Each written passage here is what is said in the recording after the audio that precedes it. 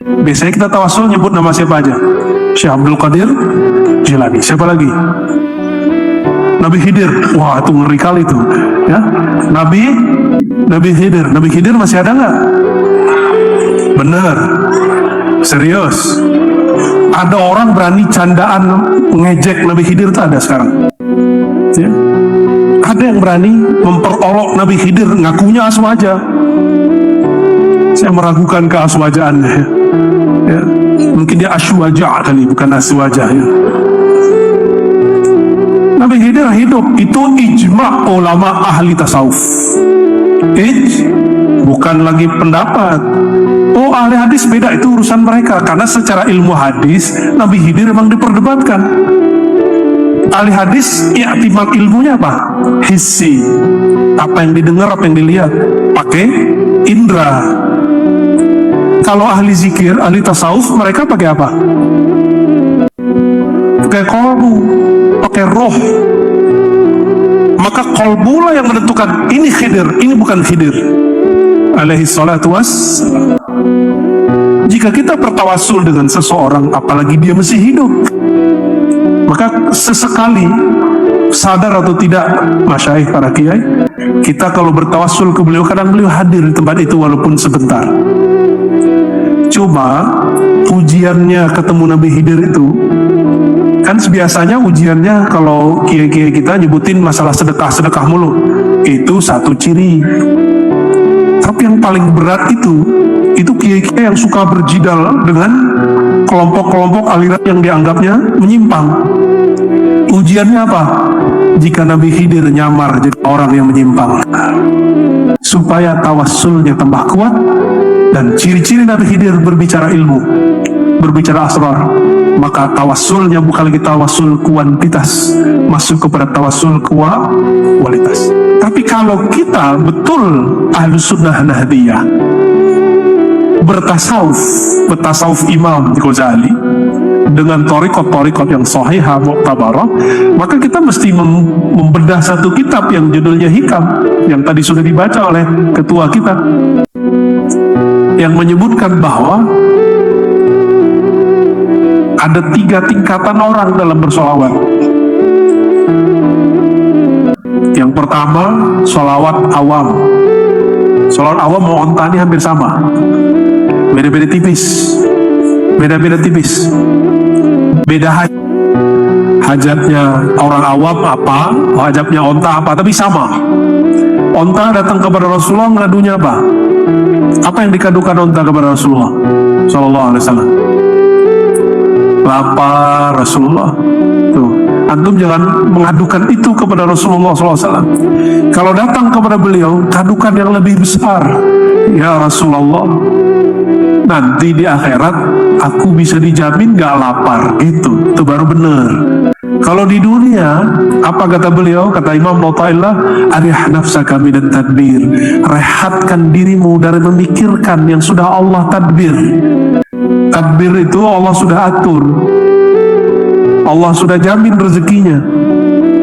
Sebelum kita hadir di bumi, Allah sudah tentukan belum rezekinya. Lalu untuk apa zikir dan usaha, doa dan usaha? Doa itu tanda hamba, usaha itu tanda ada kasab, dua aja. Apa arti kasab? Usaha. La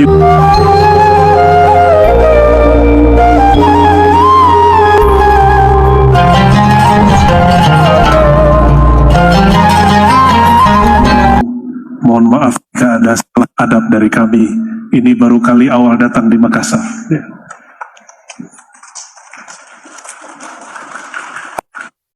Tapi saya nggak terlalu khawatir karena adabnya orang sini hampir sama dengan adab orang kampung saya. Kalau orang Jawa nggak berani lewat kayak tadi, kayak Pansinyur tadi, depan kan. Tapi kalau orang kampung saya di Padang, di Makassar kayaknya biasa kan. Ya, kalau di Jawa coba kalau lagi muktamar NU, nggak berani, paling di bawah. Ya, hatta kita di kampus mahasiswa mau ke depan jongkok, kita yang suruh berdiri baru dia berdiri. Tapi itu khas NU sini, nggak usah dijawakan. Ya, NU Sumatera nggak usah biarkan saja dengan kesumateraannya, NU Sulawesi dengan kesulawesiannya. Tapi jangan kaget nanti kalau ke Pulau Jawa. Orang Jawa luar biasa, mereka ketika berhadapan dengan guru mursyid, apalagi kiai-kiai para ketua. Katanya Nusantara ya Pak Kiai, kalau Nusantara ini bagian dari adab Nusantara. Maka orang Jawa kalau masuk ke Sulawesi nggak boleh makan hati. Kenapa nggak boleh makan hati? Ya adabnya jangan disamakan. Apalagi kalau nada orang sini lain ya. Bahasa Indonesianya unik sekali ya. Tapi saya senang ya, alhamdulillah. Selamat kepada kita semua yang berahlus sunnah an-nahdiyah. Karena sekarang banyak yang aku ahlus sunnah. Maka perlu ditambahkan nisbat an-nahdiyah. Meskipun sebenarnya kata ahlus sunnah cukup menandakan bahwa kita ini akidahnya ahlus sunnah dengan manhaj Imam Abu Hasan al-Asy'ari al-Maturidi. Alhamdulillah saya pernah ziarah ke Imam al-Maturidi. Kita pakailah tradisi kita di sini, baca Yasin. Masya Allah. Saya bersaksi kepada Allah, itulah baca Yasin ternikmat selama saya hidup.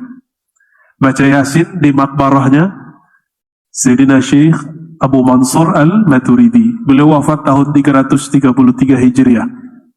Tapi separuh hidupnya di zaman salafus saleh. Dan kita setia kepada akidah mereka. Karena akidah mereka lah yang teruji, terhubung kepada baginda Nabi Muhammad sallallahu alaihi wasallam. Dalam ijma'nya ulama tasawuf itu ada ijma' wusulul abdi ilallah, syaratu wusulil abdi ilallah, syarat usul seorang hamba kepada Allah adalah al-i'tiqad as-sahih, akidah yang sahih. Itu sebabnya di dalam kitab Imam Abu Mansur al-Baghdadi, beliau mengatakan ketika ada orang menyebut Sufi Mu'tazili, beliau tolak itu. Apa katanya? Tidaklah bercampur akidah yang batil dengan hati yang jernih. Itu ungkapan beliau, ya. Dan kita bersyukur, jadi ternyata berahlus sunnah tidak cukup hanya berakidah ahlus sunnah Imam Asy'ari, mesti ada penerapannya secara zahir dengan mazhab, dan kita memilih 4 mazhab. Walaupun prakteknya di NU cuma 1, bener ya? Coba tes, subuh gak kunut, bisa-bisa ulang salat subuh. Padahal di 3 mazhab tidak berkunut, tidak masalah. Cuma itulah secara praktis, secara tatbiq dan amali, kita ahlus sunnah di Indonesia bersyafi'i. Dan yang paling mahal ada yang nomor 3. Ahlus sunnah kita, dulu Hadratus Syekh Hashim Asy'ari, yang nama saya tafaulan diambil dari nama beliau. Beliau itu mengatakan dalam risalah Ahlus Sunnah bahwa Ahlus Sunnah itu 3, akidah Asy'ari, mazhab yang 4, yang ketiga bertasawuf. 2016 ulama Al-Azhar buat ijtima di Chechnya, hasilnya sama. Lebih dahulu Hadratus Syekh Hashim Asy'ari. Ini tanda bahwa pendiri bangsa-bangsa kita ini adalah tokoh-tokoh yang visioner. Tapi sebenarnya NU ini kan cuma kendaraan, benar nggak? Ya, bukan tujuan. Ini alat, bukan maksud. Karena dia alat, dia mesti ada reformasi ataupun revisi di dalamnya. Harus ada tajdid di dalamnya. Melihat sudah banyak tajdidnya. Tapi yang tidak boleh ditajdid yang 3 tadi. Itu nggak boleh ditajdid. Ini ditajdid batal. Karena ahlu sunnah, fiqih, tasawuf itu maksud. Itu maksud kita. Ini cuma kendaraan. Jika kendaraannya sudah melenceng, maka harus dikembalikan ke usulnya. Dan saya yakin, karena ini keluarga besar, biasanya keluarga besar kan saudaraannya, ibu ya. Kalau saudaraan biasanya tengkar nggak? Ya, rebutan mainan nggak? Punya anak nggak, Bu? Punya anak nggak, Ustaz? Ada. Ustaz ya, bukan Ustaz. Saya namanya Ar-Razi, jadi Rosi di sini, yang bisa ngebut itu ya. Kalau anak kita laki-laki 3, umurnya nggak berjauhan, satu dapat mainan, rebutan nggak? Rebutan. Itu sebabnya di NU itu banyak yang rebutan. Alhamdulillah, tanda mereka banyak ya. Dan itu tidak masalah, makanya ayatnya turun. Fa'aslihu baina akhawaikum. Maka islahlah saudaramu. Bukan disatukan, tapi diislah. Disatukan sulit. Gimana mau nyatukan? Di NU ada jam'iyah Thariqah. Thariqahnya ada 40, benar nggak? Nggak boleh kita maksa orang satu Thariqah. Nggak bisa. Hatta di mazhab Syafi'i itu ada berapa furu-furu yang berlainan. Bapak Ibu, para masyayikh, jamaah yang dimuliakan Allah, tema kita tentang zikir. Saya pun baru tahu barusan 10 menit sebelum sampai. Jadi mendadak ini Bu Rektor ya. Maka ketika saya lihat ini para kiai semua ini, masa saya ceramah di hadapan para kiai ini? Tidak mungkin ya. Maka ini bukan tazkirah untuk beliau-beliau, tapi tazkirah li walil muridin, bukan lil masyayikh ya. Ini tazkirah untuk saya dan bagi para murid, bukan untuk para kiai. Kiai insya Allah merestui, insya Allah. Maaf ya, baru dapat hadiah pagi tadi. Bangun tidur hidungnya sudah kesumbat. Zikir dan istighosah ini salah satu amalan yang dibenci oleh orang-orang yang membid'ahkan gerakan kita. Benar nggak? Apa itu istighosah ya nggak? Nabi nggak pernah istighosah ya. Yang lucunya, mereka buat satu istilah namanya sunnah tarkiyah. Pernah dengar sunnah tarkiyah? Kalau Nabi meninggalkan, kita juga tinggalkan. Nabi gak melakukan, kita juga gak lakukan. Saya candailah keanuan itu ya. Nabi pernah makan coto Makassar nggak? Karena ada juga ustadz dari Makassar sini minum itu baulnya onta, tahu? Ya, dalilnya hadis Sahih Bukhari Muslim bahwa Nabi mengatakan bahwa baulnya onta, tahu baul? Air seni, bahasa ininya air pipis. Tapi saya nggak mau sebut, tidak sebut ya. Baul bahasa Arabnya. Baulnya onta itu dijadikan untuk obat. Akhirnya salah satu ustadz ini sebelum pandemi umroh dia minum air seninya on. Nah, inilah akibat membaca hadis tapi tidak belajar mazhab dengan baik. Belajar hadis tapi nggak belajar usul fikih dengan baik. Mohon maaf ya. Tapi sepertinya dia bukan orang Nahdiyin ya. Di hadis itu ada asbabul wurud. Apa asbabul wurudnya? Ada orang datang kepada Rasulullah SAW, mereka sakit, mu'alaf. Dilihat sakitnya, kalau kita sebut hari ini sakit kuning. Maka diberilah terapi. Bi albaniha wa abwaliha. Minum air susu dan air seninya onta. Maka minumlah. Beberapa hari sembuh. Kira-kira apa ilatnya di situ?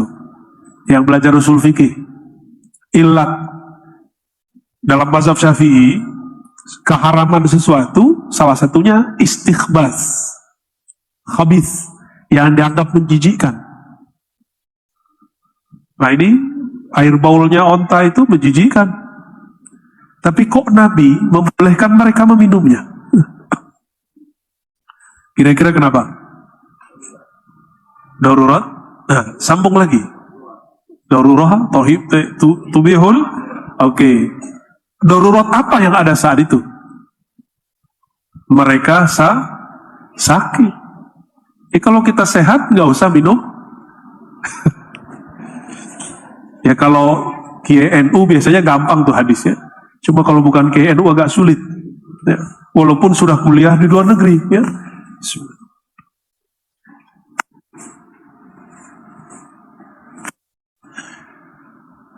Nah, sunnah tarkiyah itu Nabi kalau tidak melakukan, maka kita nggak lakukan. Bercanda juga lah seorang kawan. Apa katanya? An-Nabi ma ya'kul lahbal baqar. Nabi tidak pernah makan daging bakor. Apa arti bakor? Sapi, al-baqarah. Sapi terus kita nggak makan gitu. Jadi Nabi kalau nggak melakukan sesuatu, bukan berarti kita tidak melakukannya. Yang kita tidak lakukan itu yang Nabi at-tark bima'nal mana', yang Nabi larang atau Nabi makruh. Istighosah dan zikir, Nabi masih perlu istighosah gak? Kalau Nabi juga perlu. Kenapa? Setiap nafasnya adalah doa. Setiap nafasnya zikir. Kata Sayyidah Aisyah, kana Rasulullah sallallahu alaihi wasallam yazkurullaha ala kulli ahyani. Hadis sahih. Nabi setiap nafasnya naik turun zikrullah. Ala kulli ahyan. Ahyan itu waktu. Waktu itu bagi ulama ahlullah disebut nafas. Waktuka, sa'atuka, yani nafasuka. Waktu kita, sa'ah kita adalah nafas kita ini. Kalau yang di jam, tek-tek-tek itu menandakan waktu. Waktu bukan itu. Makanya Allah Subhanahu wa taala menyebut dirinya ana dahru, akulah sang waktu. Maka jika seseorang menyadari waktu yang ada dalam dirinya, dia sedang terhubung kepada Allah Subhanahu wa taala. Ada sebuah hadis qudsi yang mau saya bacakan, yang hadis ini sudah sering kita dengar. Hadis Imam Bukhari, Nabi SAW mengatakan, Allah berfirman, Ana jalisun man dzakarani. Aku adalah teman duduk, jalis. Jalis, duduknya lama, betah. Jalisun, teman duduk siapa? Man dzakarani. Siapa saja yang berzikir kepadaku. Oleh karena itu, salah satu kebiasaan para kiai kita dari dulu suka beristighosah dan berzikir. Supaya apa? Supaya jadi teman duduknya Allah Subhanahu wa ta'ala. Gak usah khawatir, ini hadis. Ulama ahlu sunnah sudah mengerti bahwa Allah itu bukanlah benda. Karena dia bukan benda, disebut duduk bukanlah duduk menempati suatu tempat. Karena Allah sudah ada sebelum tempat itu. Kira-kira, Bapak Ibu, teman duduknya presiden keren gak? Dompetnya keren gak? Ya, teman duduknya menteri hebat gak? Teman duduknya ketua Tanfis, ketua Syuriah hebat gak? Teman duduknya mursyid orang manhab gak? Hatinya hebat gak? Pasti luar biasa. Orang yang bisa duduk bersama orang-orang besar, pasti dia orang besar. Jika Allah mengatakan ana jalisun man dzakarani, aku teman duduk orang-orang yang menyebut namaku, orang-orang yang mengingat zatku, sifatku, af'alku, kira-kira orang itu hebat gak? Jadi kalau mau cari orang hebat di dunia, itu bukan, mohon maaf, bukan pejabat-pejabat tinggi, ketua-ketua organisasi, tetapi orang-orang yang kolbunya makmur dengan zikrullah. Itulah yang kita cari. Orang-orang seperti itulah yang mesti diziarahi. Kita sowan setiap ada waktu kepada beliau. Kenapa? Jika mereka adalah teman duduknya Allah, kalau kita sesekali ketemu mereka, apa yang akan kita rasakan? Kita akan melihat nurullah di situ. Itu yang dikatakan Nabi SAW. ketika ditanya, "Man auliyaullah?" Siapakah wali-wali Allah, kekasih Allah?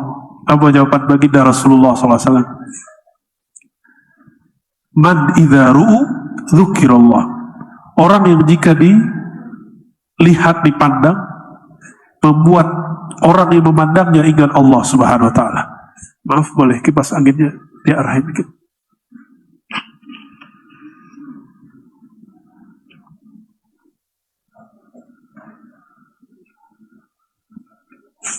Ya, mohon maaf ya. Maaf Kiai kalau nanti gerah. Insya Allah kalau bahas hadis hilang gerahnya. Ya.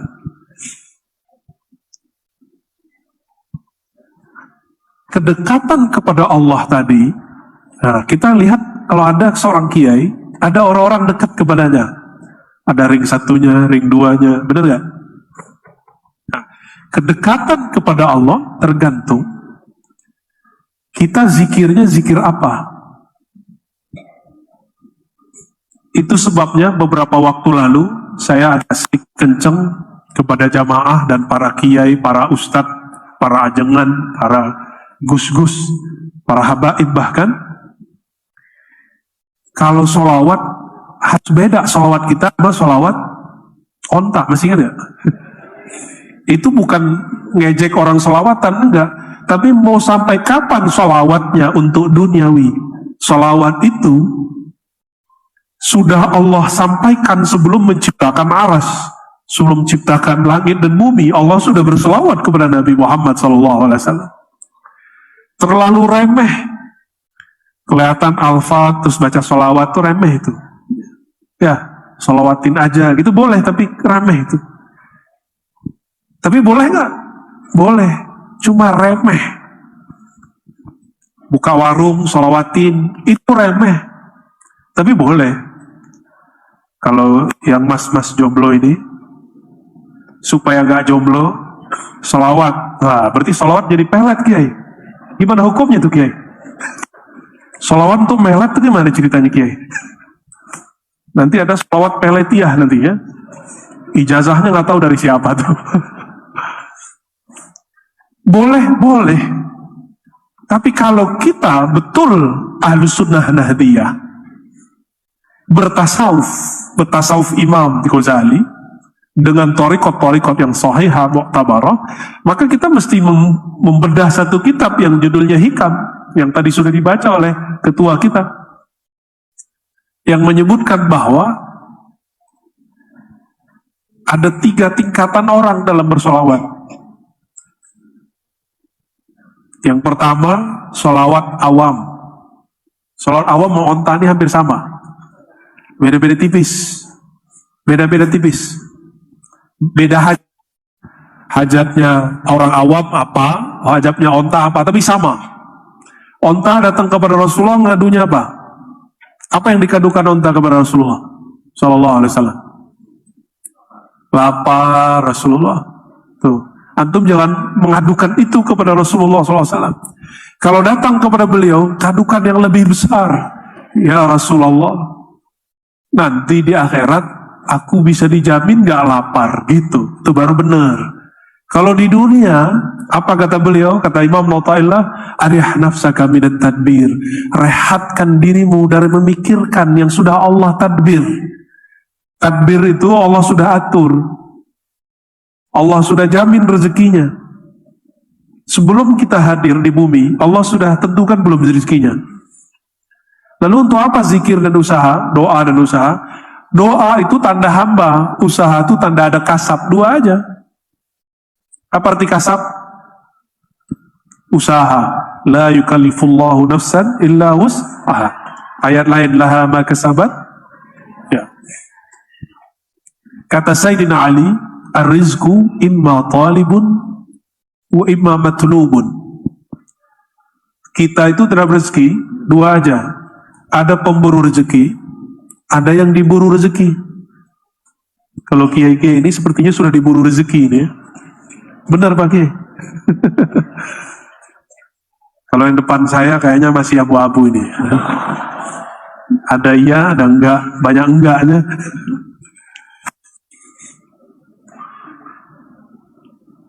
Allah kalau kirim rezeki, lebih canggih daripada pos, JNE, Tiki, kirim duit, kirim barang. Kalau lembaga-lembaga tadi itu tidak pernah salah kirim, hampir jarang salah kirim. Masa Allah salah kirim? Mungkin nggak? Kalau orang paham ini, ustadz tidak akan hasad kepada ustadz yang lain. Kiai tidak akan iri kepada kiai yang lain. Orang bekerja tidak akan hasad kepada orang yang lain. Cuma kan nggak semua orang sampai kepada makom itu. Ya, itu makom sederhana kok. Makom alhamdulillahi rabbil alamin, itu maknanya itu. Ya. Mau saya berdiri? Izin Kiai ya. Kakinya udah mulai semutan soalnya.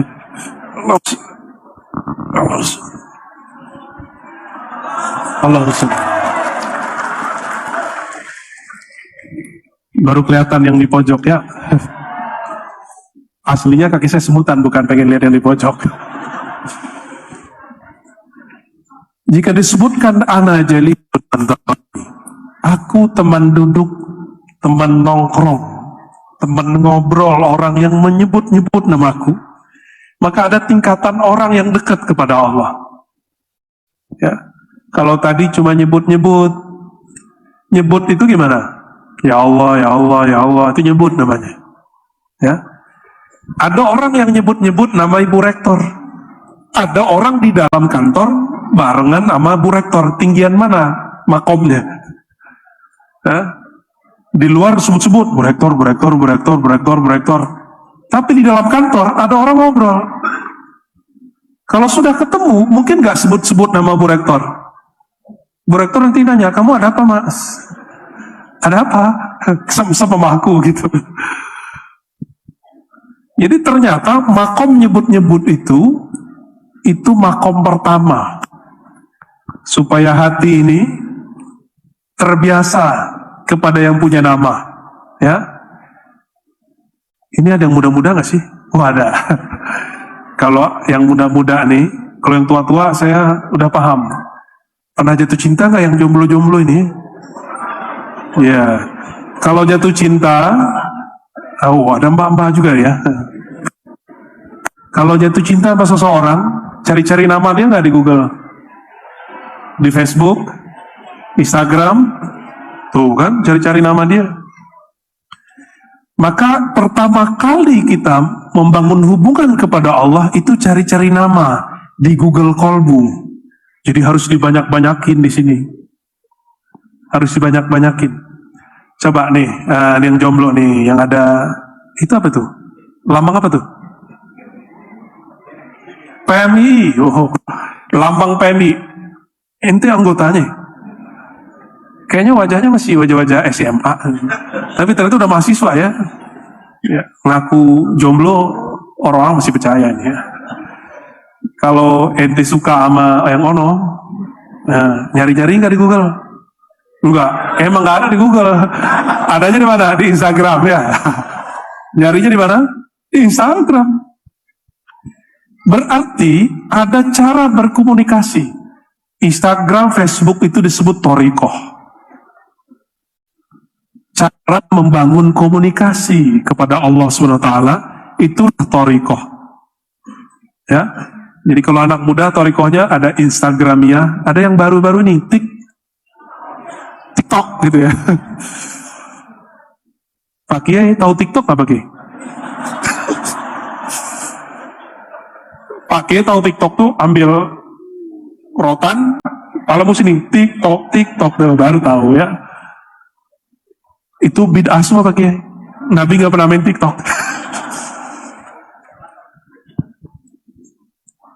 Kalau kita sudah kenal, nah biasanya kita add dulu ya, benar ya? Di add dulu sama, di kolbu itu modelnya sama. Itu sistem yang dikatakan oleh Imam Ibn Arabi, karena Allah sirrahu dulu jauh-jauh hari, yang wafat tahun 638 Hijriah. Apa kata beliau? Manusia itu alam kecil. Maka sistem yang ada di alam itu ada semua di dalam diri manusia. Kalau dulu Imam Ibn Arabi nggak ada TikTok, jadi dia contohinnya pohon, air, disebutlah an-nasir yang 4. Sekarang anak-anak muda kita cerita An-Nasir yang 4 di bengong. Ini ngomong apa nih? Ya, padahal torikohnya orang Sulawesi dulu itu ngaji An-Nasir yang 4. Syekh Yusuf Al-Makassari. Saya 2009 kan mengkaji risalah-risalah beliau yang ditulis di Sri Lanka, yang beliau sebut dengan negeri Ceylan. Jadi beliau itu dibuang ke Sri Lanka jadi guru, dibuang ke Jawa jadi guru, dibuang ke Cape Town jadi guru. Sama sih ya, orang Sulawesi sekarang di Jakarta jadi imam besar Istiqlal ya. Alhamdulillah ya. Ada yang jadi rektor kemarin, rektor PTIGI sampai sekarang masih beliau juga tuh orangnya. Rektor IGI tempat saya ngajar itu orang Palu, ibunda Profesor Huzaimah. Mungkin para kiai ada yang pernah berguru kepada beliau, berarti kita seperguruan kiai. Ya. Itu kalau saya ngomong apa dikit, dia langsung tunjuk, kamu jangan liberal. Oh, ternyata orang Usuluddin kalau berbicara ada orang syariah harus hati-hati. Ya, benar nggak? Padahal insya Allah saya luar dalam Ahlus Sunnah, tenang aja, nggak akan masuk ke liberalisme, sekularisme, insya Allah nggak. Ya, ngaji akidah dari kecil sampai hari ini. Jadi kalau ada orang pura-pura Ahlus Sunnah pun kita tahu insya Allah. Ya, ada orang takiyah insya Allah ngerti. Nggak usah ngomong, lihat mukanya udah tahu. Ya. Orang yang mengatakan Tuhan di atas tuh paling gampang tahunya. Kelihatan di wajahnya tuh. Serius. Orang kerjanya dulu debat terus.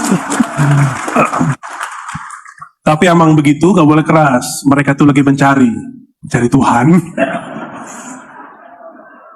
Ana jalisun man dzakarani, maka kedekatan pertama yaitu zakara ismi, menyebut-nyebut namaku, menyebut-nyebut nama. Saya, nama kecil saya, ujung namanya Mbah Hashim Ash'ari, nama kecil saya Ari. Waktu ke suatu tempat, itu orang manggil Arazi, saya nggak noleh. Kali ada Arazi di belakangku, jalan aja. Pas rame-rame, orang manggil Arazi. Wah, kayaknya mah kita assalamualaikum. Ada satu nongol panggil Ari. Saya lihat, ini orang kok kayak kenal.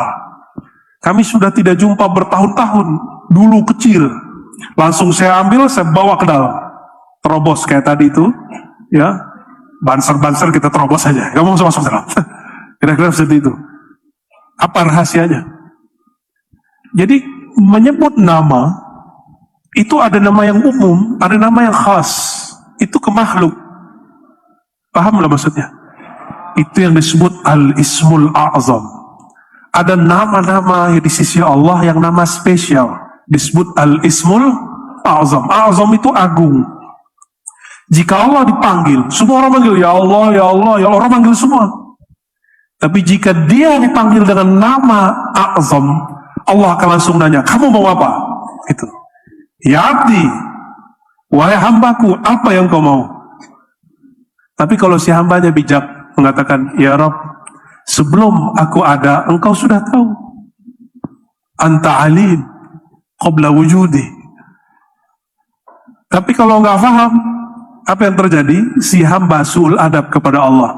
Si hamba memberitahu hajatnya kepada Allah. Seakan-akan Allah belum tahu hajatnya, lalu dia beritahu. Su'ul adab nggak? Nah itu su'ul adab orang baca doa. Dia mengira doanya memberitahu Allah. Doa kita tidak pernah memberitahu Allah. Allah sudah tahu, belum berkalam Allah sudah tahu. Maka berdoa bukan memberitahu. Doa itu menunjukkan ubudiyah, kehambaan kepada Allah Subhanahu wa taala. Oleh karenanya Imam Abul Hasan Syazili itu thariqat asalnya Idrisiyah Pak Kiai. Sidi Ahmad bin Idris Al-Idrisi tadinya Syazili.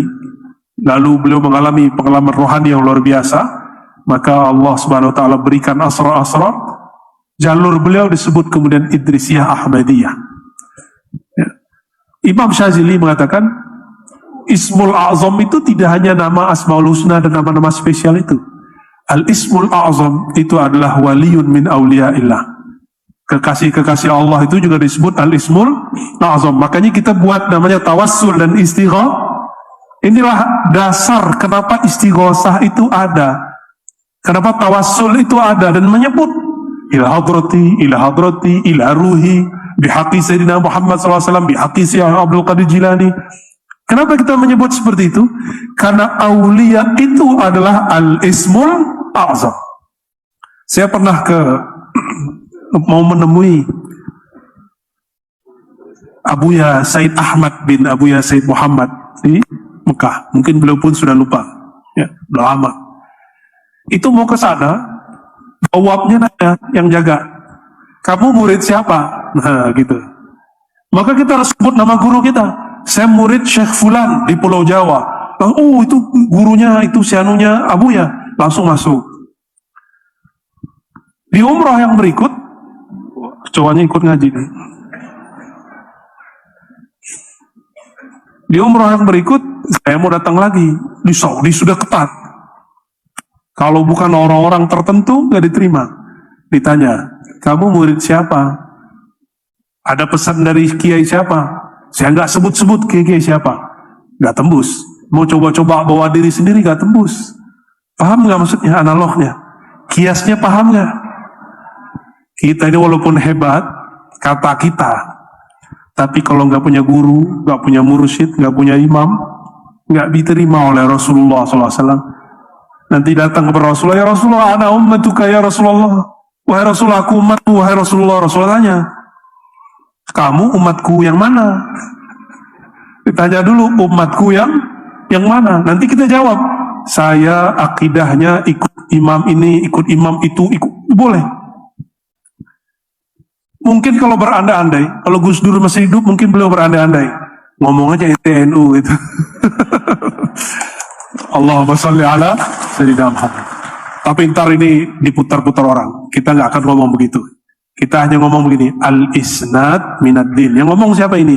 Imam Ibnul Mubarak. Belum ada NU secara organisasi saat itu. Tapi Ibnul Mubarak mengatakan al-isnad minad din. Bersanad itu bagian dari agama. Di NU, berguru penting nggak? Penting. Maka al-isnad minad din itu yang diulang-ulang oleh Hadratus Syekh Hasyim Asy'ari dan para kiai ulama-ulama NU. Inilah jadi spirit pergerakan kita. Coba mohon maaf Pak Kiai, terima kasih sudah menerima saya di keluarga besar NU Sulawesi Selatan khususnya. Saya, sebenarnya istri saya itu senang kalau saya menghadiri acara NU. Ya. Dia NU lahir batin deh.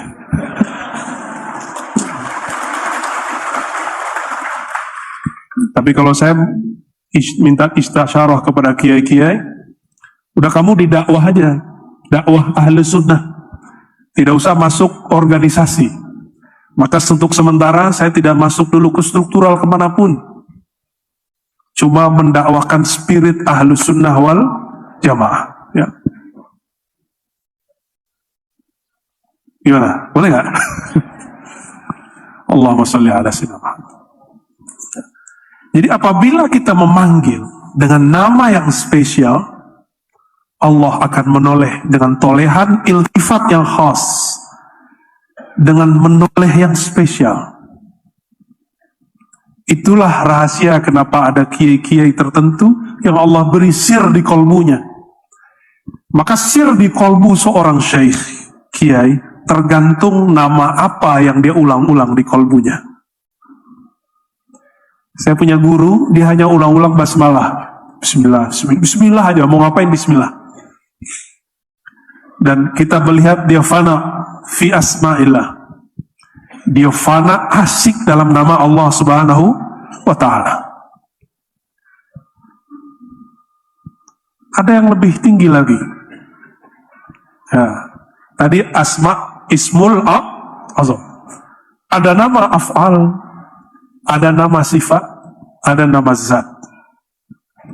Maka kedekatan orang kepada Allah ketika Allah mengatakan ana jalisun man dzakarani, aku teman duduk yang menyebut namaku, yang mengingat aku. Di situ disebutkan zakarani, mengingat aku. Aku yang mana yang dia ingat?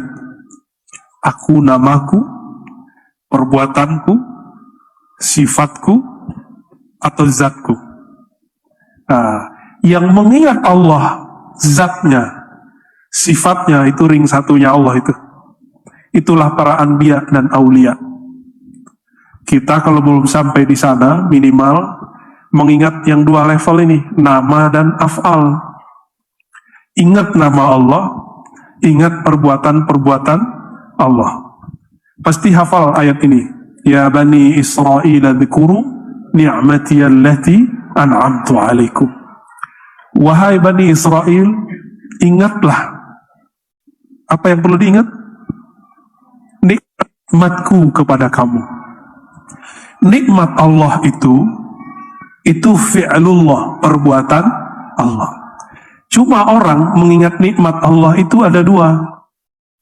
Ada yang mengingat nikmatnya, ada yang mengingat pemberi nikmat. Nah, ini beda lagi. Kalau yang ingat nikmat, gaji naik, dia bersyukur kepada Allah. Kalau gajinya tersendat, ngomong, saya udah sholat 5 waktu, udah istighosah, kurang apa lagi ya Allah? Gitu ya. Kalau ada orang-orang nahdiyin gitu, saya meragukan kenahdiinnya ya. Berarti dia nggak ngaji hikam. Dia nggak ngaji tasawuf. Bani Israel hanya ingat Allah perbuatannya, pemberiannya, tidak ingat sang pemberi. Sama dengan hubungan suami dan istri. Kalau hubungan mereka hanya hubungan memberi, kalau nafkah besar, istri senang. Kalau nafkahnya sedikit, istri kalau hubungannya cuma hubungan pemberian, bukan hubungan yang memberi dan yang diberi, maka cintanya nggak abadi. Pemberiannya besar, cintanya besar. Kalau pemberiannya dikit, cintanya sedikit. Imam Ibnu Abbad menyebut orang seperti ini ikhlas versi ummal, pekerja keras. Versi siapa? Pekerja keras. Bahkan kalau kita sebut, mohon maaf, ikhlas karyawan. Ummal itu bisa diartikan karyawan juga. Orang pekerja, mohon maaf, jangan, boleh jadi pegawai, boleh jadi karyawan, tapi mental jangan karyawan dan pegawai. Kalau mental pegawai, gaji 13 baru semangat, bener. Kalau gaji 13 gak ada, tapi orang NU mah gak perlu gaji 13 ya. Tanya aja Pak Kiai. Bulan Maulid itu gaji 13 tuh. Allahumma sholli ala Muhammad. Ana jalisun man dzaqarani. Aku teman duduk, teman ngobrol. Pernah punya teman hanya mau ngobrol kalau mau ngutang, ada nggak? Ada. Allah terima, kita terima, tapi muka kita agak gimana gitu sama dia ya. Kalau dia datang pasti minta ditraktir. Walaupun di dompet kita ada duit, tapi kita senang ditraktir, benar nggak? Kenapa? Tahadu, tahabu. Saling berbagi hadiah, kalian akan saling mencinta. Jadi jangan cuma senang ditraktir atau senang diutangin, ngutangin juga dan sebaliknya. Nah, apabila kita nggak suka dengan orang yang tadi, bosan. Jadi kalau ada orang begitu, cepat-cepat. Sama. Jika ada orang meminta kepada Allah, rajin sholat, rajin zikir, istighosah, giliran ada hajat, itu cepat dikasih sama Allah, tapi Allah nggak melirik dia setelah itu. Mau seperti itu? Kalau Allah tidak melirik ke dalam kolbu, kita gelisah. Seperti seorang istri, ketika melihat suaminya mulai melirik yang lain, tidak melirik ke dirinya, itu istri gelisah nggak? Gelisah. Gelisahnya roh apabila Allah tidak menatapnya, itu lebih bahaya daripada gelisahnya seorang istri jika tidak ditatap suaminya. Paham mas? Ya. Maka lirik mulu ya. Itulah makna ana ma'ahu idza dzakarani, itu sama. Maka di situ ada dua ibarat. ana jalis, ana ma'ah. Maka jalis itu namanya muraqabah mujalasah. Belum ada di kitab. Yang ada di kitab muraqabah ma'iyah. Muraqabah ma'iyah. Padahal ada hadisnya. Apa bedanya ma'iyah dengan jalis? Kalau muraqabah ma'iyah, merasa dibersamai Allah. Kalau jalis, ngobrol, lebih dekat. Jalisun man dzakarani, diajak ngobrol sama Allah. Saya mau tanya, kalau ngobrol sama, kalau misalnya sering berangkat pakai sopir driver Grab, itu obrolannya apa? Obrolannya macet, ya nggak? Ternyata macetnya sama dengan Jakarta. Ya, mungkin karena ada perbaikan jalan ya, semoga cepat selesai, amin. Ya. Kalau kita ketemu sama drivernya taksi, ngomongnya sama, biaya bensin naik, gitu ya. Kecuali si drivernya orang spesial, maka dia akan ngajak ngobrol yang lebih hebat. Kalau ngobrol sama orang kampus, obrolannya apa? Diskusi filsafat. Kalau ketemu sama teman-teman ahli bahsul masail, pembahasannya apa? Cari-cari masalah ya. Bahsul, mencari masail, masalah. Cari-cari kesalahan orang, itu bisa tuh. Ya. Oh, kesalahan ini, bid'ahnya ini, pelanggaran ini. Ini karakter ini kalau belum diobati pakai Ihya Ulumuddin, masuk jadi komisi fatwa di MUI, gawat itu. Serius, tanya kepada para kiai kita ini ya. Gawat itu kalau karakter bahsul masail belum dimandikan dengan hikmahnya Ihya Ulumuddin. Wajib. Jadi siapapun yang belajar bahsul masail, coba cari guru mengaji Ihya Ulumuddin. Kalau menurut saya itu wajib. Karena manhaj kita bertasawuf Imam Ghazali. Biar tidak mengulangi kesalahan Imam Ghazali. Imam Ghazali sekali debat 300 orang bisa terdiam. 300 orang ulama diam, itu Ghazali itu orangnya. Maka beliau disebutlah hujjatul Islam. Jalis, duduk bersama dengan politisi. Ini kan sudah mulai tahun politik. Obrolannya apa? Kalau Nahdien partainya apa, Gie? Ternyata kayak tadi itu ketua Tanfis ngomong orang NU di mana, gitu ya? Itu gimana tadi? Soheh ibaratnya.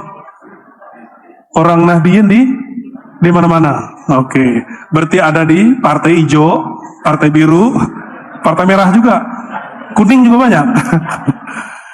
Ya itu urusan antum lah ya. Kalau kita ketemu politisi, walaupun dia kiai, obrolan politik. Coba antum ketemu dengan pengusaha. Kalau di Makassar pengusaha apa kebanyakan kiai? Tambang, kayu. Ngomongin apa? Ngomongin kayu, jenis kayu, harga kayu naik, turun, itu diobrolin. Kalau ketemu ibu-ibu, ngomongin apa, Bu?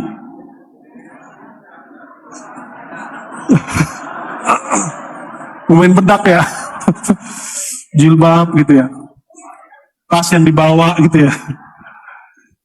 Kalau ketemu orang yang dia duduk bersama Allah, apa yang dibicarain?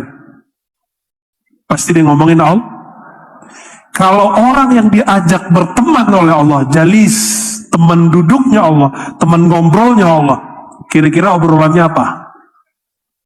Kalau makiai ilmu, sama santri tadi bahsul masail, mau politisi ilmu politik, sama pengusaha ilmu usaha. Kalau ketemu dengan orang-orang yang duduknya bersama Allah, ilmu yang dibicarakan pasti ilmu ma'rifatullah. Pasti itu. Saya menandakan pergerakan saya di dalam dakwah Ahlussunnah itu, awal-awal sukanya ngaji hadis, karena 15 tahun khidmah hadis. Khataman kitab hadis. Hobinya apa? Ngomongin kesalahan ulama aswaja di Indonesia terhadap hadis. Tuh, omongan saya tuh. Jadi setiap kali ngeliat, masa kiai salah nyebutin hadis, masa kiai pakai hadis palsu, begitu terus 5 tahun sedang akidah. 5 tahun lagi tuh. 5 tahun berikut sedangnya ilmu tasawuf. Kenapa saya begitu? Tergantung teman ngobrol saya siapa, kiai yang saya temui siapa. Nah sekarang ini yang sedang saya temuin dimanapun, kiai-kiai ngomong tasawuf, di mana aja. Mau ke Jawa, mau ke Banjar, mau kemanapun, ke Sumatera, yang saya cari itu kiai yang ngomongin tasawuf. Ternyata lebih adem, bener gak? Sholat pakai mazhab fikih, tapi nggak ada tasawuf. Nikmat nggak sholatnya? Nggak nikmat. Jadi yang sholatnya belum khusyuk, belajar tasawuf. Yang zikirnya masih pikiran kemana-mana, belajar tasawuf. Nanti gila, loh nggak ada orang belajar tasawuf gila. Coba lihat saya, gila nggak? Ada nggak orang gila, dokter? Ada nggak? Nggak ada kan? Nggak ada. Orang belajar tasawuf itu menjadi jalis Allah, teman duduknya Allah. Allah itu paling narsis. Hanya dia yang boleh narsis. Hanya dia yang boleh membicarakan dirinya. Hanya dia yang boleh muji-muji dirinya. Hanya dia yang boleh ngasih namanya sebagus-bagus mungkin. Maka jika ada orang duduk bersama Allah, ilmu yang didapat orang ini salah satunya ilmu tentang rahasia nama-nama Allah. Pasti itu yang didapat. Maka kalau kita duduk bersama kiai-kiai, mursyid-mursyid, syekh-syekh yang belajar ilmu zikir, pasti obrolannya cuma zikir. Nah, tapi ini juga ada 2 jenis. Ada zikir kuantitas, ada zikir kualitas. Zikir kuantitas itu targeting, itu masa riyadhah, disebut muridin. Kata Syekh Abdul Qadir Jilani, ini orang punya tahapan-tahapan zikir. Pagi, sore, malam, pagi, sore, malam. Sampai tidak ada lagi waktunya, walaupun dia sedang ngajar, sedang kerja, sedang usaha, kalbunya tetap berzikir kepada Allah SWT. Jika sudah begitu, Allah akan angkat dia menjadi namanya murad. Apa arti murad? Tadi dia sebut nama Allah, sekarang Allah yang sebut-sebut nama dia. Tadi dia mengejar jalan menuju Allah, sekarang Allah yang menjawabnya. Itu yang disebut, siapa yang datang kepadaku masyan, berjalan, ataituhu harwalan. Aku datang kepadanya harwalah, lebih cepat. Oleh karena itu saya nggak percaya ada zikir yang berat, yang ada malas yang berat. Sepakat? Istighosah balas nggak? Jangan malas. Kata masyayikh kita dari dulu, ini sering saya sebut, yang disebut oleh Imam Ad-Daqqaq, Abu Ali Ad-Daqqaq, zikrullah silahul muridin. Zikrullah itu senjatanya para murid, para santri. Kalau kita punya kendaraan namanya NU misalnya, tapi nggak punya senjata, nanti di tengah jalan diserang orang, bisa balas nggak? Maka untuk melawan itu, lawannya adalah zikrullah. Maka wajib, bukan lagi sunnah. Secara hukum fikih ya, tapi dalam pergerakan, dahulu masa kita kalah sama orang pergerakan lain? Di pergerakan lain, itu ada maksurat. Ditulis oleh Al-Hasan Al-Banna. Hasan Al-Banna berthariqah Syadziliyah. Kalau di sini kita sebut thariqah Mu'tabarah. Kalau mereka punya zikir pagi sore, maka kita punya juga zikir pagi sore harusnya. Bahkan lebih dari pagi sore. Juga zikir ba'da sholat. Jadi sebenarnya orang-orang NU nggak perlu lagi zikir-zikir simbolis. Karena ba'da sholat zikir udah panjang, benar nggak?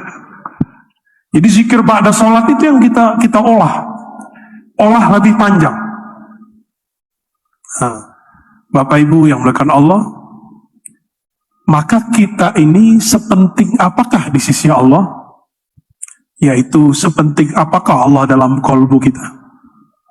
Jadi mulailah malam ini berzikir tidak lagi simbolis, tapi sudah ada latihannya, sudah ada zaman zikir kualitas. Nah, zikir kualitas itu tidak mungkin diperoleh kecuali belajar ma'rifatullah. Ya, awwaluddin ma'rifatullah, benar nggak? Syekh Abdul Rauf As-Singkili itu teman Syekh Yusuf Al-Makassari. Beliau sama-sama ngaji di Aceh, lalu berangkat ke Madinah.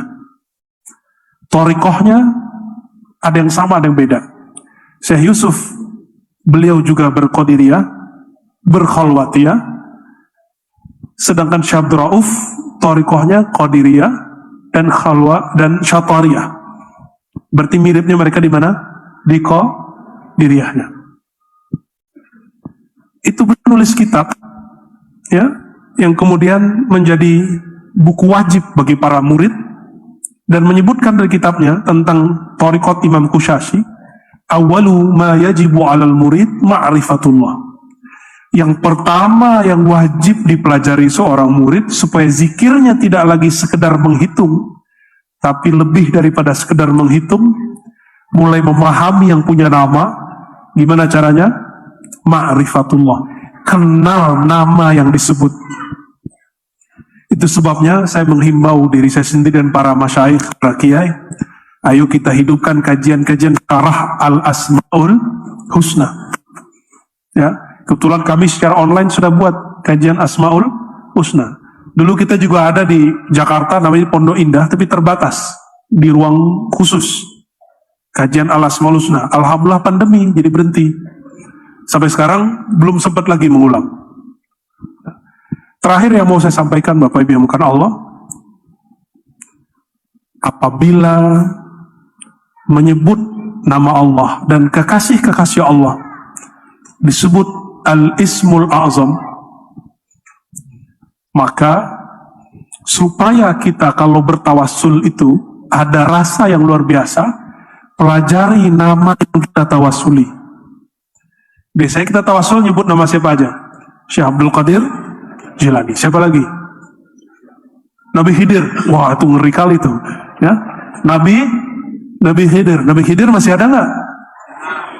Bener. Serius. Ada orang berani candaan ngejek Nabi Khidir, itu ada sekarang. Ya. Ada yang berani memperolok Nabi Khidir, ngakunya aswaja. Saya meragukan keaswajaannya. Ya. Ya. Mungkin dia aswaja kali, bukan aswaja. Ya. Nabi Khidir hidup, itu ijma' ulama ahli tasawuf. Bukan lagi pendapat. Oh, ahli hadis beda, itu urusan mereka. Karena secara ilmu hadis, Nabi Khidir memang diperdebatkan. Ahli hadis, i'timad ilmunya apa? Hissi. Apa yang didengar, apa yang dilihat. Pakai indra. Kalau ahli zikir, ahli tasawuf, mereka pakai apa? Pakai kolbu, pakai roh. Maka kolbulah yang menentukan ini Khidir, ini bukan Khidir. Alaihi salatu wassalam. Jika kita bertawassul dengan seseorang, apalagi dia masih hidup, maka sesekali, sadar atau tidak, masyayikh, para kiai, kita kalau bertawassul ke beliau, kadang beliau hadir di tempat itu walaupun sebentar. Cuma ujiannya ketemu Nabi Khidir itu, kan biasanya ujiannya kalau kiai-kiai kita nyebutin masalah sedekah-sedekah mulu, itu satu ciri. Tapi yang paling berat itu kiai-kiai yang suka berjidal dengan kelompok-kelompok aliran yang dianggapnya menyimpang. Ujiannya apa?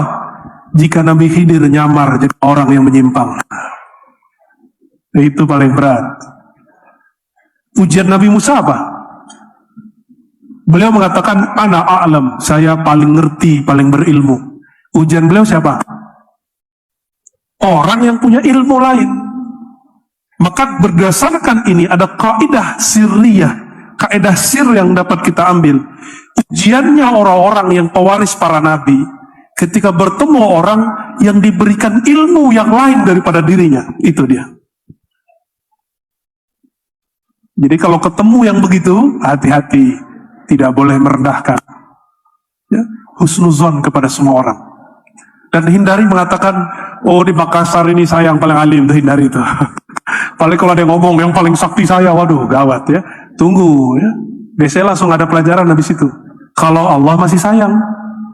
Karena Allah sayang kepada Sayyidina Musa alaihissalam, Allah kemudian utuslah Nabi Khidir untuk ngajak orang yang paling alim ini ngobrol dengan yang alim dengan ilmu yang lain.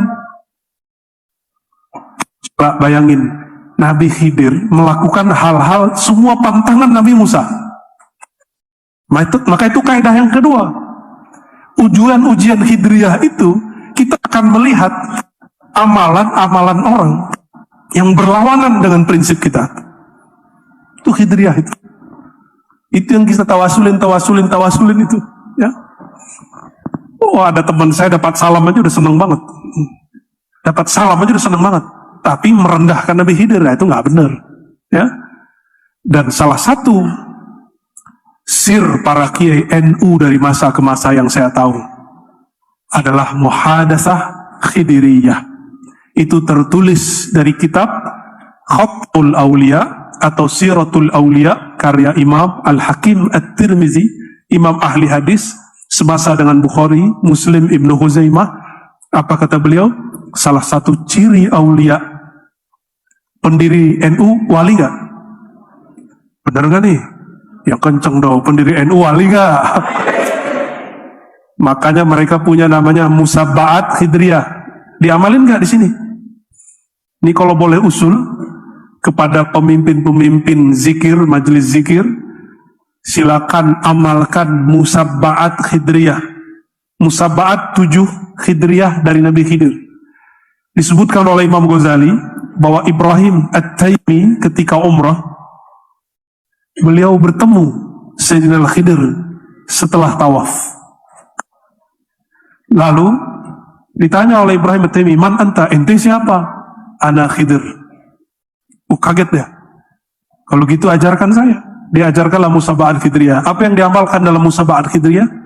Pertama, Al-Fatihah 7 kali, Ayat Kursi 7 kali, apalagi Qul ya ayyuhal kafirun 7 kali, Qul wallahu ahad 7, Qul a'udzu falaq 7, Qul a'udzu binnas 7, Subhanallah walhamdulillah wala ilaha illallah akbar 7, Sholawat 7, apalagi Istighfar 7. Lalu ada doa, silakan cari di kitabnya, ya. Itu doa luar biasa. Allahumma fa'al bi, ya. Itu kalimat kepasrahan Nabi Khidir kepada Allah Subhanahu wa taala. Ya. Allahumma fa'al bi wa bihim ma anta ahlun wa la ta'fal bi wa la taf'al bina ma nahnu ahlun. Pendek doanya. Lalu disebutkan nama Ismul Azam. Jadi supaya tawassul Khidriyahnya kuat, setahu saya dulu para masyayikh ketika mau istighosahan, mereka baca namanya Musabbaat Khidiriyah. Baca itu, ya. Silakan diamalkan. Kalau kurang mantap, minta ijazahnya ke ulama-ulama di Jawa, ya. Di Kediri, di Jombang itu banyak ngamalin, ya. Cuma yang punya sanad Ihya Ulumuddin sudah bersambung kepada beliau.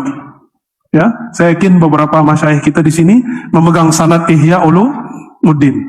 Di jilid pertama bagian zikir di situ disebutkan supaya tawassulnya tambah kuat, dan ciri-ciri Nabi Khidir berbicara ilmu, berbicara asrar, maka tawassulnya bukan lagi tawassul kuantitas, masuk kepada tawassul kualitas. Semoga Allah memberkahi pergerakan ini, memberkahi ulama-ulama Nahdliyin, ulama-ulama yang berjuang untuk Ahlus Sunnah wal Jamaah. Demikian dari kami. Wassallallahu ala sayyidina Muhammad. Assalamualaikum warahmatullahi wabarakatuh.